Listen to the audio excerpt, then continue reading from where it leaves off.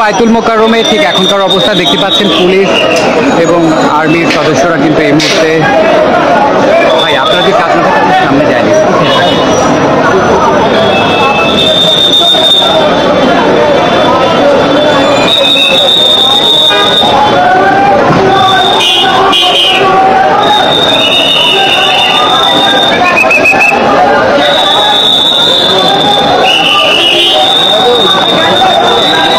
মূলত এখানে 3 ধরনের বাহিনী কিন্তু রয়েছে, র্যাপিড অ্যাকশন ব্যাটালিয়ন রয়েছে, পুলিশ রয়েছে এবং আর্মি সদস্য রয়েছে।